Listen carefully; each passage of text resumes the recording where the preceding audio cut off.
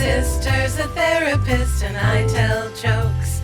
We both want to help all kinds of folks. Hello, and welcome to the podcast called My Sister's a Therapist. This is a podcast between two sisters, one of whom is a stand-up comedian and one of whom is a therapist. My name is Virginia Jones. I'm the stand-up comedian, but my sister Laura Ryan is a therapist. Hello, I'm Laura Ryan. I'm a licensed marriage and family therapist, but my main credit is sister to Mirth Master, Virginia Jones. I'm glad you recognize that that's your main credit. I don't know if you saw the fan video that we got on Instagram this week. Listener Zach made it for us. Thank you, Zach G. He's listening to the Daddy's Lies episode, and he reposted a thing from Adam that says, me pre-kids. I'm never going to lie to my kids ever. Me with kids. I just got off the phone with Santa, the firefighter dog from Paw Patrol, and the Green Power Ranger, and they all agree. If you don't put your shoes on, they're going to have to put down another unicorn.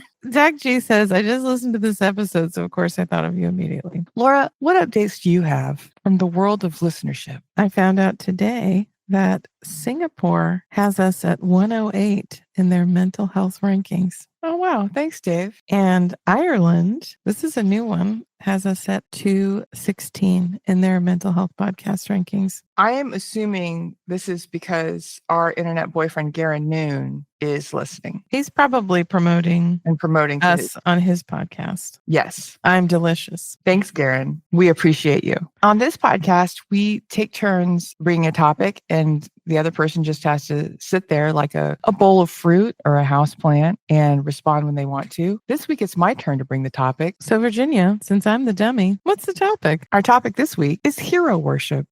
What do you got? So I've been let down by men that I admired many times. Constantly throughout life. Constantly. An unending number of times. Right now, I'm still struggling with the news from a year ago. Fantasy writer Neil Gaiman is a sexual assaulter and sadist. Okay. I made a TikTok video about it. It's got 20,000 views. No big deal. NBD. But it's been stirring up these feelings in me because my point of the video is goths are not okay. This is our Cosby. This person not only appeared to be on the right side of everything, he spoke to his readership like peers. And probably some of it was so that he could get to know young, impressionable people. He was pro-trans, pro-freedom of speech, pro every political issue. He said the exact right thing. He was getting a lot of things right, which is unusual for men. As I process this loss, I'm not just sad about it. I'm angry with him about it, that he misrepresented himself. I've been talking to people this week who they're like, I have all of his books. Most of them are signed.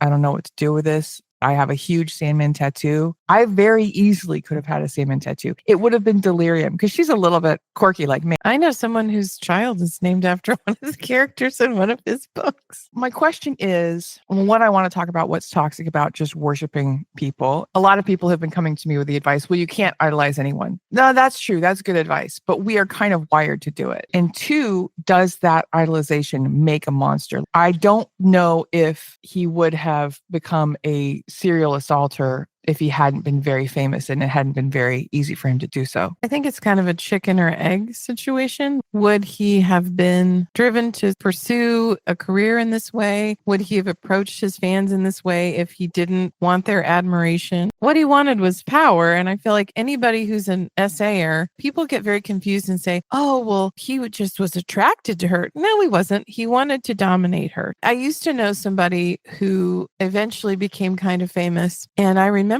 when I knew him, he was in high school and he was a very skinny nerd who spent most of his weekends watching movies. Then he goes to this school and starts banging ballet dancers. And I think that he never quite got over what it was like to be an outcast and a nerd. And I think that he did end up with kind of a chip on his shoulder, specifically about women, because women didn't give him attention until he was kind of famous. I do think that drives so much of creatives and writers and filmmakers. That's a phenomenon that I saw when I was in LA, that everybody who wasn't doing well in the Midwest would come out to prove themselves. Men are on average shorter on the coasts because everyone who's 6'2" just stayed in Iowa and had a family. And that's such a theme of films and books, of the outcast who has a special secret that people don't know about. And it said he's a sexual assaulter. That's a fun secret.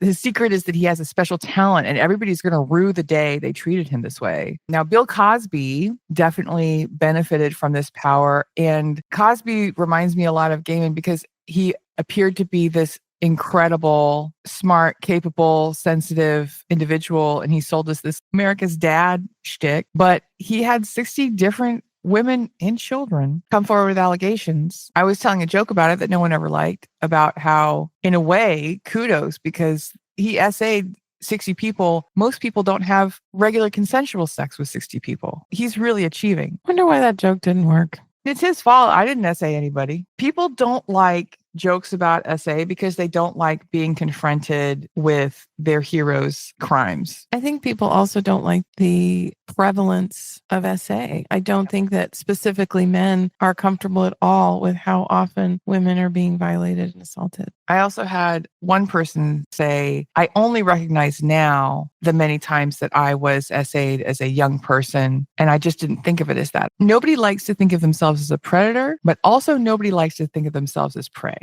It's not fun to feel like a victim. Taking it back to step one, let's start at step one. Let's define hero worship. Hero worship involves placing individuals on pedestals. People have done it forever. This overlaps a little bit with our Cult 45 conversation. In Greece, there were hero cults. We had the stories of the Greek gods, and the stories of the Greek gods were like Aesop's fables. There's always a story about greed or lust. They were these psychodramas of the archetypes of personality.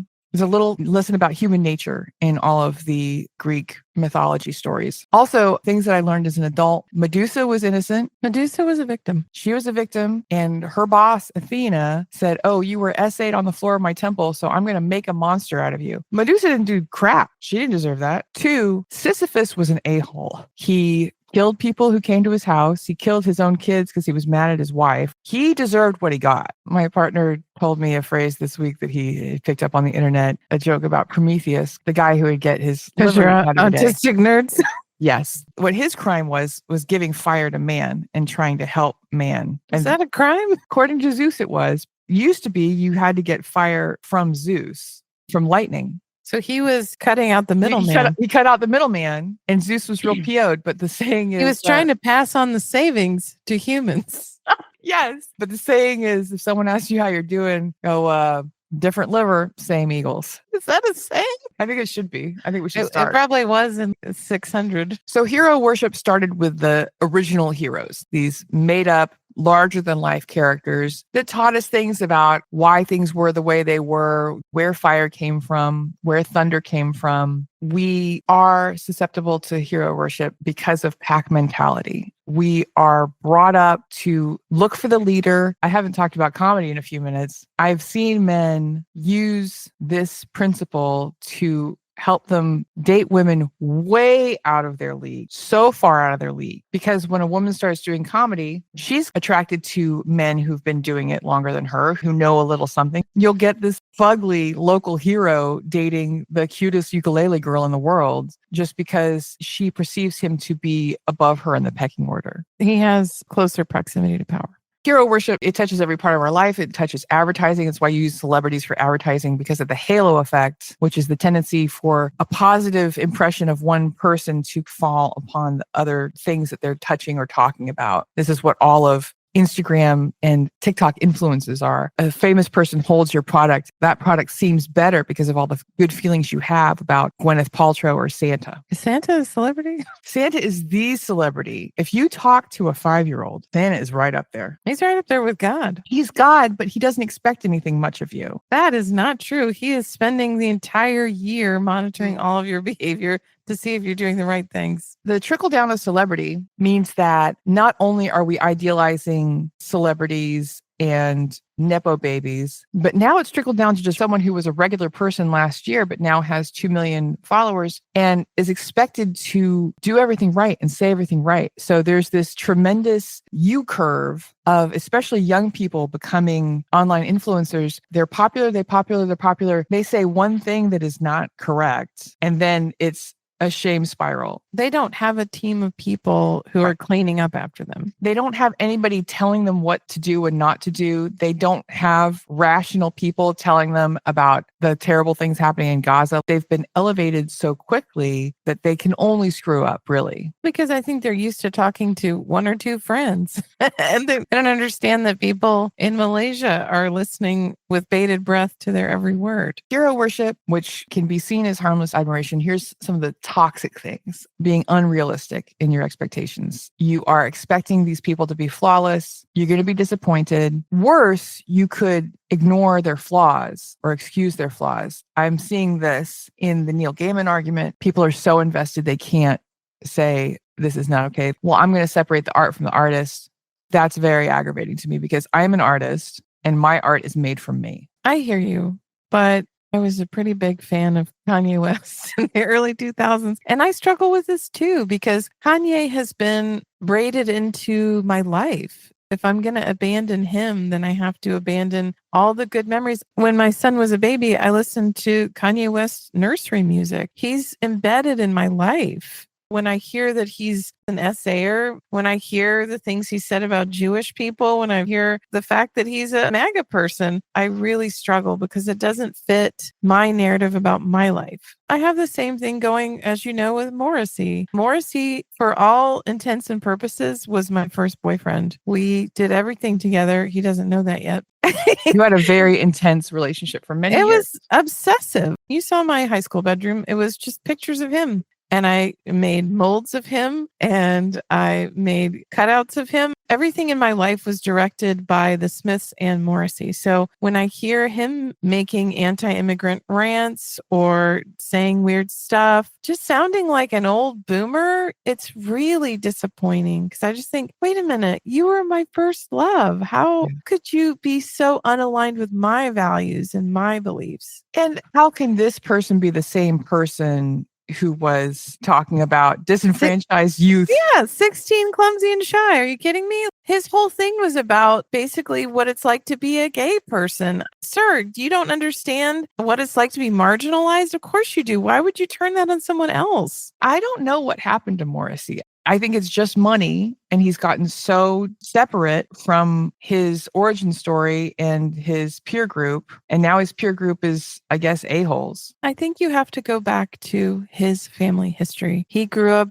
in kind of a working class Irish family, and anti-immigrant rhetoric is a big part of that. So I believe that he probably has always felt this way, but it really was never called into question when he was a 20-something. And I think as people get older, they become more and more ingrained in their beliefs. I mean, I truly believe I have become essentially a rabid feminist to the point where it's a little bit creepy. As I age, I get more and more entrenched in my worldview. Another toxic aspect of hero worship is when the individual compares themselves to the idealized figure. This person is perfected in their mind. You can have a lower self-esteem because you're like, oh, I'll never be like hero. When that person lets you down, I think that makes it twice as bad. I wanted to be like you. And now you've said or done this thing that is wildly outside my parameters for being a good person. There's that adage, never meet your heroes, because when you meet your heroes, you have to find out that, oh crap, this is a flawed, imperfect human being just like the rest of us.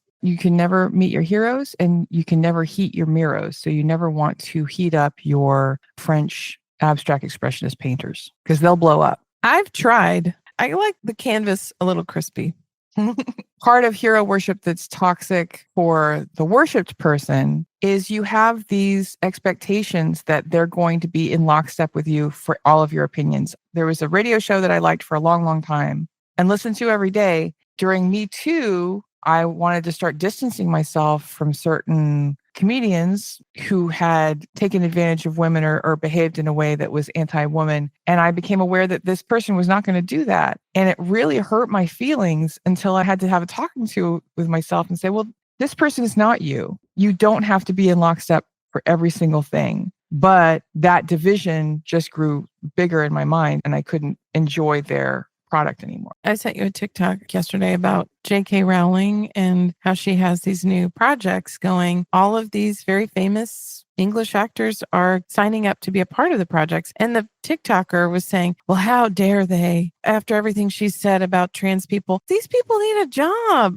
It's very easy to sit on my throne and say, this person should be avoiding a very high income, high profile project because the person who made it is a very disturbed individual. The same thing happened with Woody Allen when it became clear in popular knowledge that he had groomed a child that he was raising into marriage. Celebrities were still in his films and supporting him and being in his projects. The link between actors and money and work, you can ask them not to participate. You can reject J.K. Rowling and it doesn't hit your pocketbook. And it's not just your pocketbook, it's your career. It's your level of influence. It's the sort of projects you get signed on to. Speaking of the art and the artist, I'm having this argument on TikTok. People are like, well, I can still read his books. I can still do this. You can do anything. And this is the one thing that I've learned in life is that you are going to deal with this in your own way and everyone's going to do what they want to do. However, the denial that the Harry Potter people have about J.K. Rowling continuing to buy products that are licensed to her, that is funding anti-trans legislation in the UK. She is using that money to do the things that she thinks are correct. That fandom has tried to just pull her out of the center of it and just still be into Harry Potter. And you cannot, because it is bettering her. Until she dies, that is bettering her personally. What you're saying is that we need to take her out so that I can wear a cape for Halloween and feel okay about it. We're not endorsing the murder of J.K. Rowling. We're just saying if that happened, then it would be okay. You have Virginia's permission to buy that Hogwarts Academy sweatshirt. Please know that this is satire and I am not trying to activate a cell. One of the biggest ones for me has been Michael Jackson. He's interwoven with my childhood. My first poster in my bedroom before Morrissey took over was Michael Jackson in a yellow sweater. I will be listening to the radio because I'm old and a Michael Jackson song will come on. And for a half a second, I'll be bopping along. And it's a jam. And it is a jam. And then I'll think, oh, he lined up children and took pictures of their buttholes. I can't enjoy him in the same way. And that's my thing. I don't demand it. I can't either. I don't demand it of anyone else, is what I'm saying. Like, that's my personal conclusion. However, the fact that he is dead and that money is now benefiting his children, I don't feel as bad about that. But I do think it's odd, the cultural just blinders that were put on. The mass denial is very strange to me. There's someone who's not as famous. The lead singer of the Swans was accused of SA by someone who was in the band with him. And I just can't listen to Swans. It's not pleasurable to me anymore. It makes consuming that product not enjoyable to me. Bill Cosby wrote about this concept in his 1991 book, Childhood, and they talked about it with Larry King. And he said, all boys from age 11 up onto death will still be searching for Spanish fly. The old story was if you took a little drop on the head of a pin and put it in a drink and the girl would drink it. And then Larry King says, and she's yours. The girls were, quote, never in the mood for Cosby when he was a teen. Wow. They need chemicals, he added. So they need chemicals. Wow. This is an idea that he was talking about and thinking about and was part of his art forever. He was saying the quiet part out loud, but everybody was like, haha, what a funny idea. Well, because you're not thinking, oh, wait a minute. He's actually doing this. Cherished comedian who has a great children's show that I grew up on. I was watching picture pages every day. I wasn't thinking, you know what? I bet this sweet man is drugging women and assaulting. That's another match between him and Gaiman is Cosby was famous. Cosby was powerful. He could have been having consensual sex with any number of women. Then you're getting confused about why people are SAers. I was talking with another comic artist who I won't name, but he was talking about how aggravated he was about Neil Gaiman's fan base. We were talking about how Neil Gaiman, if you just set up a line of goth girls across the continental United States, he could actually bang his way across the country. My friend had said he'd started keeping bees. And I said, oh, Neil Gaiman does that. And he was like, man, he does everything I want to do. Does he do everything you want to do? Right. This was before allegations, and we certainly didn't know about it. The motivation for power over women and for power over unconscious women and for power over women who are in your employ are subjugated to you because of your fame, it's not the same desire as a normal sexual desire to connect and have sex with another person. Neil Gaiman could bang 50 goth girls a day, and that's not enough for him. He needs to torture people. Because he wants power. I'm going to reference this Huffington Post article. Nearly 1/3 of college men in studies said that they would commit SA. If they knew nothing bad would happen. Yeah, 31.7% of men said that they would act on intentions to force a woman into sexual intercourse if they could get away with it. And I don't know why there's a male loneliness epidemic. It's a mystery. It's very confusing. Very confusing. I'm not sure what to do about it. Some of the negative impacts for hero worship on the worshiper, there's loss of autonomy and critical thinking. This gets into the cult stuff. You can't hear anything bad about the hero. You won't hear anything bad about the hero. There is a potential for addiction and obsession. Hero worship, it's another dopamine pump. You can get good feelings from learning something about the person you worship, from proximity to the person you worship. And it can lead to obsessive behaviors like the woman who threw a razor full of pubic hair at Hugh Jackman. Refer to our parasocials episode. You got an amazing grip on these things because I know we've talked about it, but I would not be able to tell you when. Limited empathy. Idealization can damage the ability to empathize with others, particularly when the hero disappoints you, because the focus remains on the worshiper's expectations rather than understanding the hero's perspective as a flawed human being.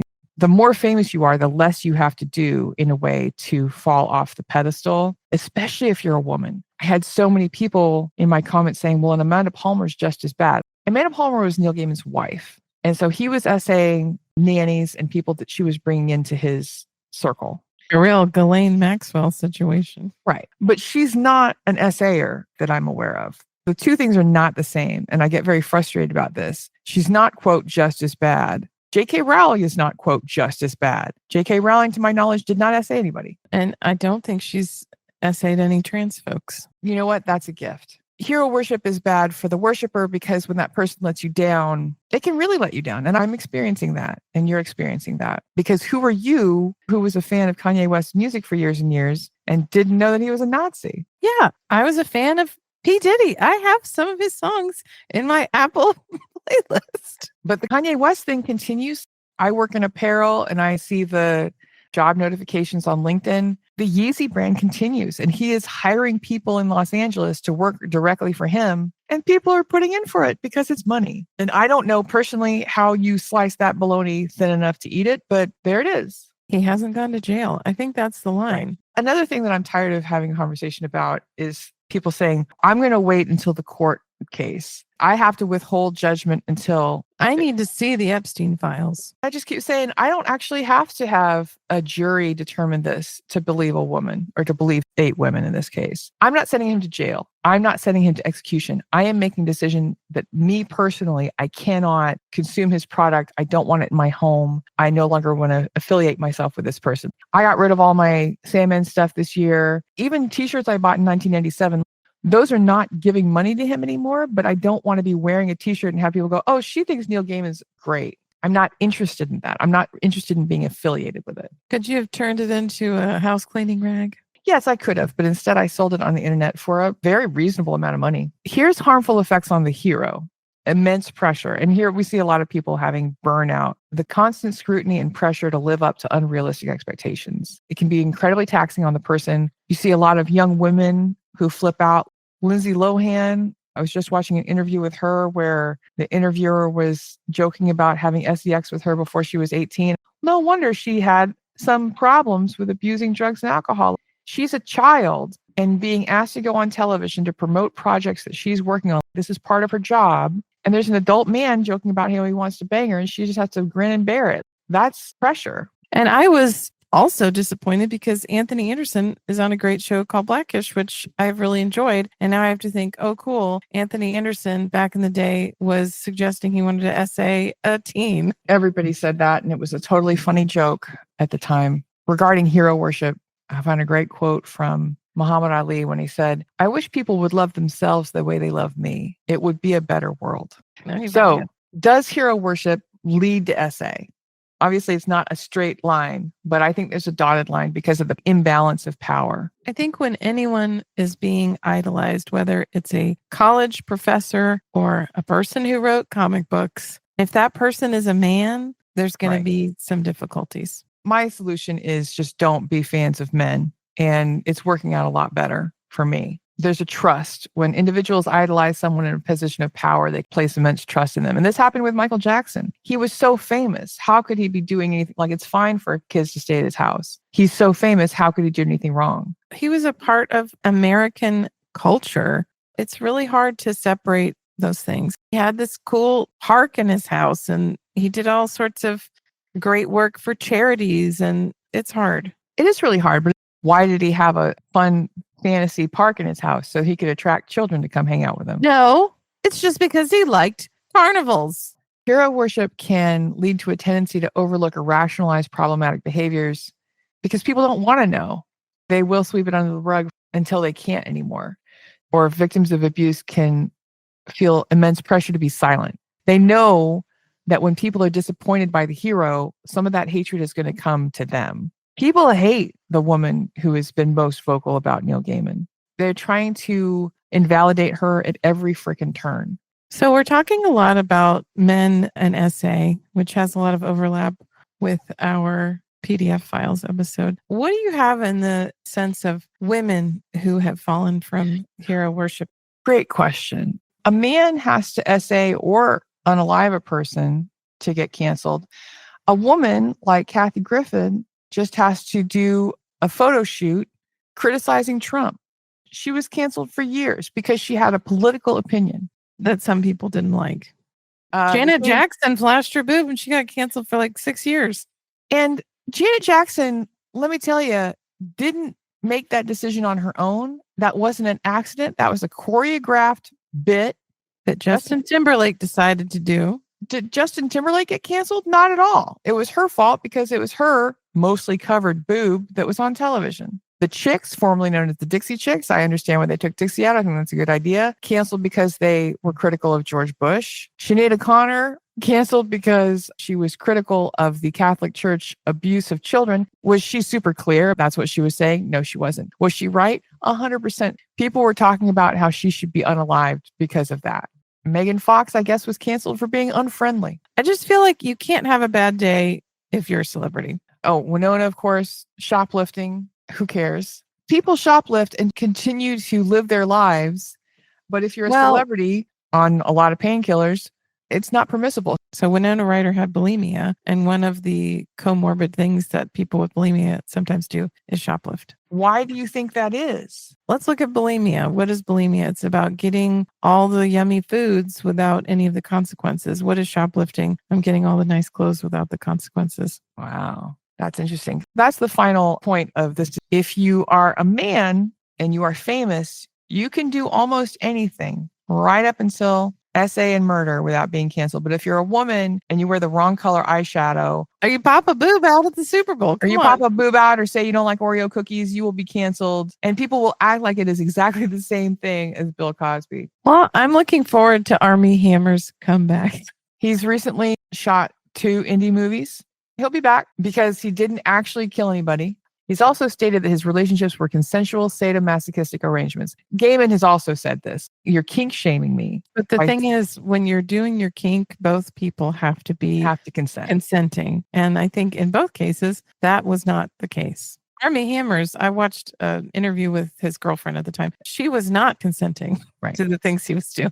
But again, as a famous man, as a rich and powerful man, they don't think that those rules apply to them. That's the backside of hero worship. You start to think that you are above the law. You start to think that you are above moral decisions. If you have enough money, everything is permissible. And that's certainly true in our political environment. Refer to our canceled episode. Laura, what are your last thoughts on the toxicity of hero worship? I just think it's really hard to be a person in the world.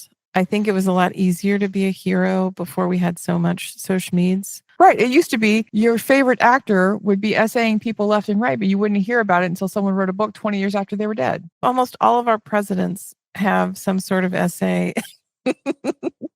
accusation. I know Ronald Reagan does. And I guess I just feel like you used to be able to get away with a lot more. And I think that people have always been human and terrible and flawed and made mistakes. But I think in this current era of humanity, it's just a lot tougher to do it because James Corden could have been rude to waitstaff in 1802. And then the 3 people that were working that night and the 12 people they knew would know about it. But now James Corden is rude to waitstaff and there's 15 cameras who are filming it. And a whole country of England is saying, yeah, he's a rude little pig. And we exported him to America because we were done with him.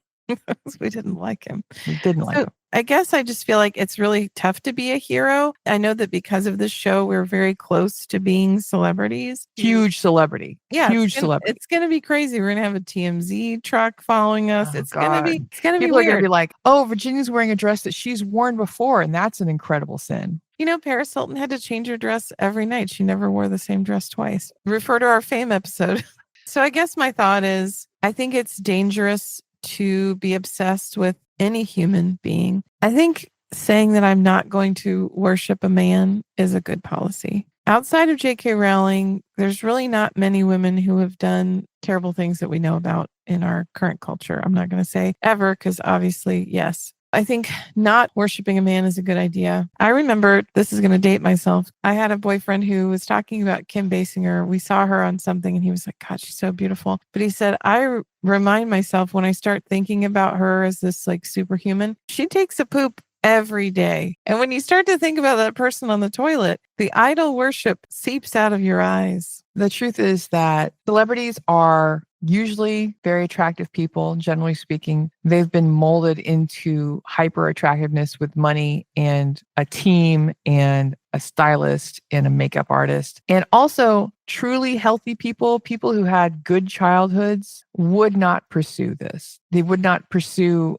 a career in the performing arts. Apart from Jonathan Groff. When you've got a flawed person who has a trauma background that has spurred them on to pursuing a level of fame and recognition in the arts just to get power and worship, that is going to lead to trouble in many cases. You've got someone who doesn't have a great sense of self. They're trying to fill in their ego with the admiration of others. When you give that person just carte blanche to do whatever they do, it's going to lead to trouble. So what are your final thoughts on this? I guess those are my final thoughts. I think hero worship is dangerous for the worshiper, but also for the worship. I think it's an unnatural way to engage with other people. All of media wants us to worship, and all of the film industry and television industry, these people are set up as being better than other humans, more capable, more beautiful, more intelligent. It's the funniest thing in the world to me when an actor gets canceled for saying something asinine about politics. This is someone who lives in a trailer 8 months out of the year making content for you to consume. They are not as up on human rights violations as you think that they should be. They know what they know. I think it is part of our makeup DNA to put someone above the rest. I'm watching the Downton Abbey movie because I've plowed through every episode of the show. And they have a visit from the king and queen. And they're a king and queen that were king and queen in the 20s. What do I care about those people? But these guys just could not believe it. People were almost crying to see them. I just feel like it is a part of our human condition to put some people up on a pedestal.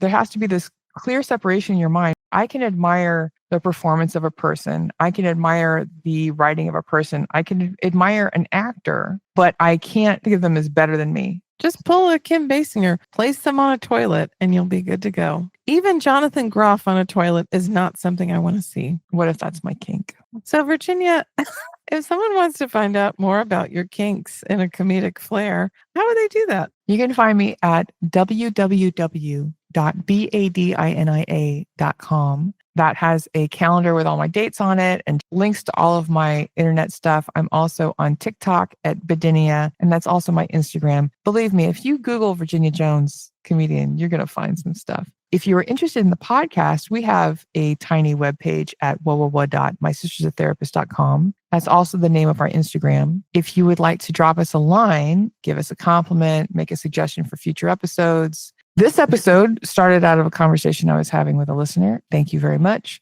You can write us at hello@mysistersatherapist.com. If you would like to hire us for money to sponsor a product, person, PR firm, Gnome Village, you can write us at hireus@mysistersoftherapist.com. I've also decided recently that we should probably be promoting bitchin' sauce. Bitchin' sauce is a big part of our lives. We both live for it. Some of us live on it. I can like bitchin' sauce and enjoy bitchin' sauce, but if the CEO of bitchin' sauce came out of him smacking puppies, I would have to say, well, he's just another person. Is he just smacking them on the bottom for fun? Laura, where can people find you on the internet? They can find me consuming bitchin' sauce likely at lauraryan.org. They can also find me on my TikTok account. I am Laura Ryan. If you've enjoyed any one episode of this podcast, we would love to invite you to write us a review, and you can do it on Apple Podcasts and you can do it on Spotify. You can also write us a note if you would prefer to do that. This week, we got a real short and sweet one on Spotify. Yes, Brindle A. Stubbs says, I absolutely love this podcast. 5 stars. Thank you, Brindle. And that's all it takes, guys. That's all it takes to make us happy for days at a time. When we stop recording this, Laura is going to get off the record and go into her room and giggle while she balls socks. Folds her laundry. How did you know? I know what you do. And it's going to brighten her day for days to come. That's true. I've already changed my bed sheets, so now it's time to fold laundry. Also, if you have a friend, a relative, an immigrant who you're taking in because you're a decent human being, tell them to listen to My Sister's a Therapist podcast. Once you've done that, you can sit back and enjoy the words of our spiritual founder, Billy Ray Valentine, Capricorn. As he said, we can make it, baby. Me and you. Bye-bye. Bye-bye. You can be a hero.